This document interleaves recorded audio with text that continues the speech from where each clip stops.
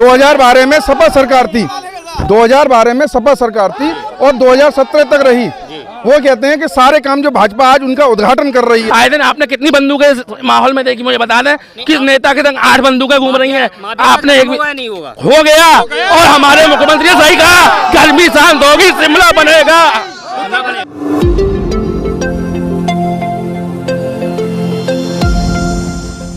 भाई युवाओं के मामले में युवाओं को 4.5 साल में साढ़े चार देखिए पत्रकार महोदय, अभी आपने एक सवाल किया था कि मुख्यमंत्री को ऐसा जवाब नहीं, पहले मैं आपकी बात का जवाब दे रहा हूँ। आपने सवाल किया था कि मुख्यमंत्री की सीट पर बैठने के बाद उनको ऐसा प्रश्न करना चाहिए यार, एक ऐसा जो उन्होंने कहा है कि शिमला बना देंगे।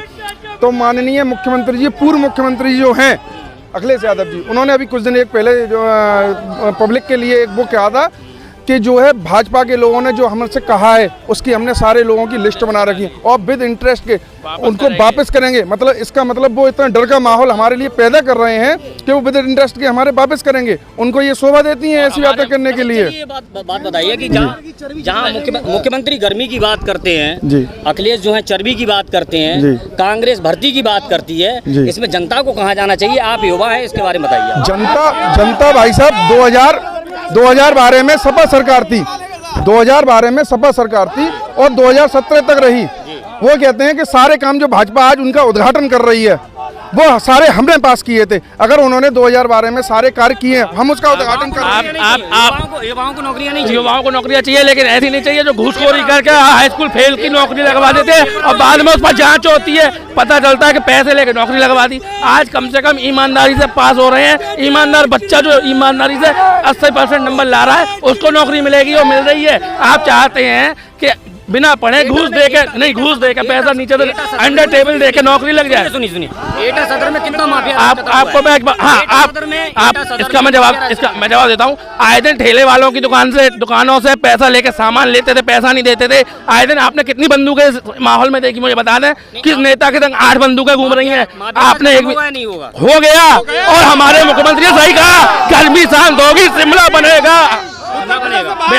ये हमारे साथ पहले की हिस्ट्री इतनी अच्छी है जो कि लोग ये कहते हैं कैसे ही बन पाए ना बन पाए, ये तो वक्त बताएगा। मतलब कहने का मतलब है कि कहीं ना कहीं हम शांति चाहते हैं, सुकून। बिल्कुल शांति चाहिए, शांति चाहिए। हाँ, आपका क्या कहना है सर? हमारा तो यही विचार है कि मतलब जो है कि हमारे एटा का विधायक जो है ऐसा हो जो एक सामान लेके सबको चले, और जो कहना है मतलब यूपी की सरकार ऐसी हो जो सबको मतलब एक साथ लेके चले, कोई भेदभाव नहीं होना चाहिए कैसा भी, मतलब जो है समझे, हमें तो ये चाहिए बस। गैस के सिलेंडर की कीमत बढ़ गई, खाद की कीमत बढ़ गई, पेट्रोल की कीमत बढ़ गई, किसानों को लाइन में लगना पड़ा, ये मुद्दा नहीं रहा। ये मुद्दा क्या, महंगाई तो है खैर समझे, लेकिन जो है क्या कहूँ, जब महंगाई झेलने के लिए पब्लिक तैयार है तो हम इसमें क्या कर सकते हैं। मतलब पब्लिक में तो आप भी है ना? पब्लिक में हम भी हैं, लेकिन ये जानते हैं कि अमन शांति होनी चाहिए बस समझे। विधायक किसी का भी पार्टी का हो, सरकार किसी की भी हो, अमन चैन होने चाहिए। अखिलेश यादव जी का कहना है कि बिजली हम मुफ्त देंगे, किसानों को सिंचाई के लिए बिजली मुफ्त देंगे, उस पर आपका क्या कहना है? अब ये तो मतलब जो है कि गवर्नमेंट बनने के ऊपर है ना, बिजली मुफ्त देंगे तो महंगाई तो वहीं से बढ़ेगी। बिजली मुफ्त मिले तो महंगाई नहीं बढ़ेगी, उससे महंगाई नहीं बढ़ी। बिजली मुफ्त देंगे तो आप कहाँ, गवर्नमेंट कहाँ से देगी फिर? वो ये भी कह रहे हैं कि पेंशन बहाली करेंगे हम पुरानी। अरे पेंशन बहाली करेंगे वो तो गवर्नमेंट सर्वेंट जाने। इससे असर पड़ेगा वोट पर? आप पड़ सकता है, पड़ेगा इससे वोट सर। इसमें ये है कि जो अभी कह रहे हैं आपके बिजली महंगी है, बिजली महंगी है तो आप आराम चाहते हैं तो कुछ परेशानी भी झेलनी पड़ेगी। ऐसा तो नहीं है इनके शासन में कि VIP कोटे में चल रही है बिजली, एटा के लिए नहीं है, मैनपुरी के लिए है। आपसे ये जानना चाहेंगे कि क्या हिंदू मुस्लिम का जो एजेंडा भारतीय जनता पार्टी लेकर चलती है, क्या उस पर इलेक्शन होगा तो क्या भारतीय जनता पार्टी जो सत्ता में आएगी? सत्ता में तो मतलब अभी कुछ नहीं कह सकते हैं, लेकिन ये कि पब्लिक का भी थोड़ा दिमाग जो है डिवाइड हो रहा है, बढ़ रहा है, मतलब ये समझे।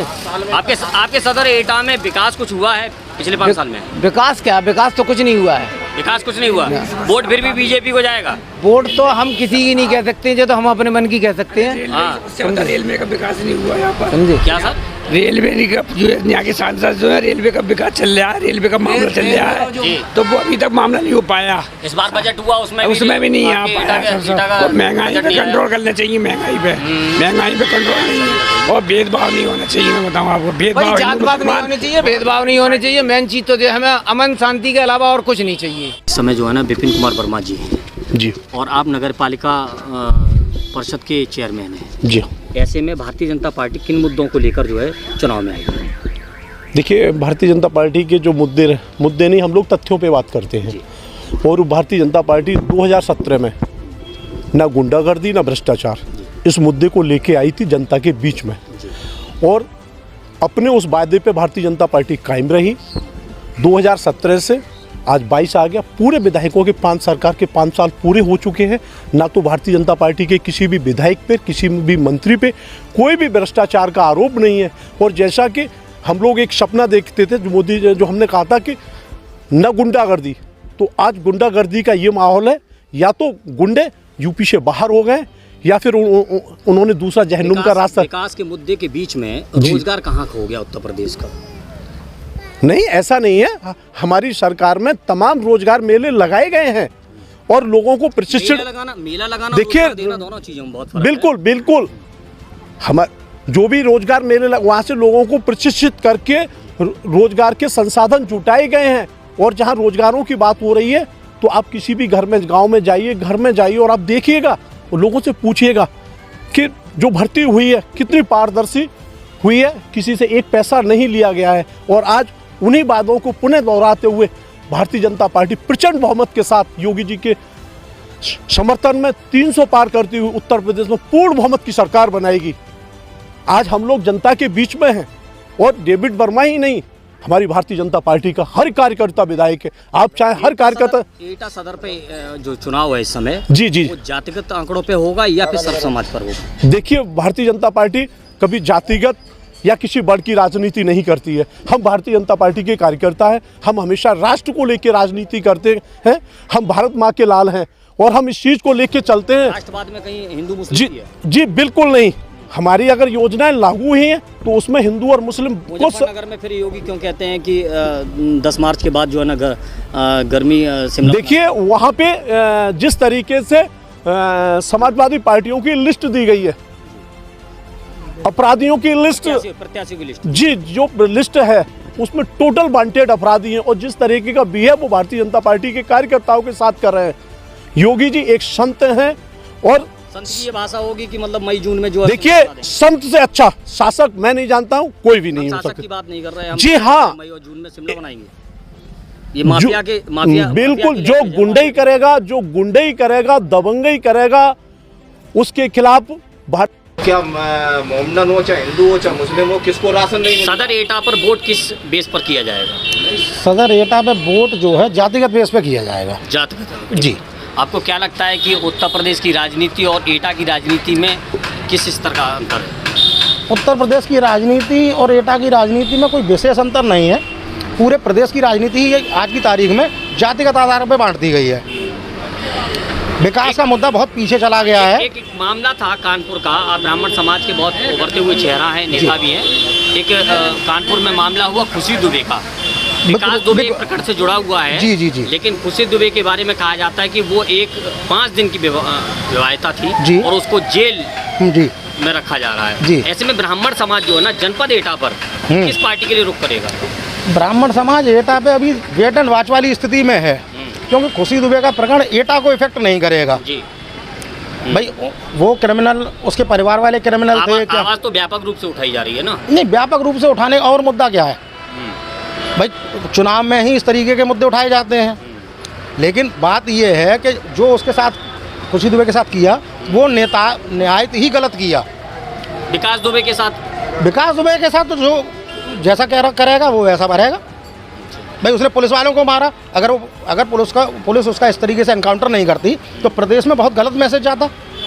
भाई, अगर अपराधी इस तरीके से स्वच्छंद घूमेगा। आप वोट एटा पे किसको करेंगे? एटा पे वोट देखिए क्या किसको करते हैं ये नहीं, वोट का एक मूड तो बनाया होगा। बहुत नजदीक चुनाव आ चुका है, 20 तारीख नजदीक आ चुकी है, 13 दिन मैच रहेगा। 20 तारीख अभी काफ़ी दूर है। आज 5 या 6 तारीख है।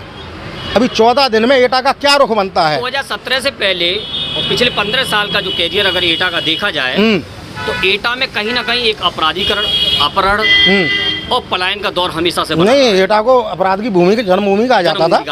बिल्कुल सही है। ऐसे में 5 साल में जो 2017 से चुनाव हुए, 5 साल में एटा में कुछ नहीं, क्या स्थितियाँ बदली हैं उस समय की, 2017 से पहले की स्थितियाँ अब में क्या बदला है? सिर्फ यहाँ पे अपराधियों के चेहरे बदल गए हैं। अपराधियों के चेहरे किस हाँ, तरीके से? अपराध का राजनीतिकरण एटा में हमेशा से रहा है। बस चेहरे बदल गए हैं, तरीके बदल गए हैं। भाई पहले खुलेआम कब्जे होते थे, अभी ये है उसके अंडर टेबल होते हैं। भाई आज की तारीख में कौन सा बीजेपी का ऐसा विधायक है जो इसमें आपके ज़मीनों के कारोबार में और उसमें संलिप्त नहीं है? संलिप्त नहीं। हाँ, मतलब चेहरे बदल गए, काम वही हो रहे हैं। काम वही हो, बस लूटपाट बंद है। जो ओपन क्राइम था वो बंद हो चुका है, बस उसके अलावा कुछ नहीं हुआ है। अच्छा, जो ओपन क्राइम था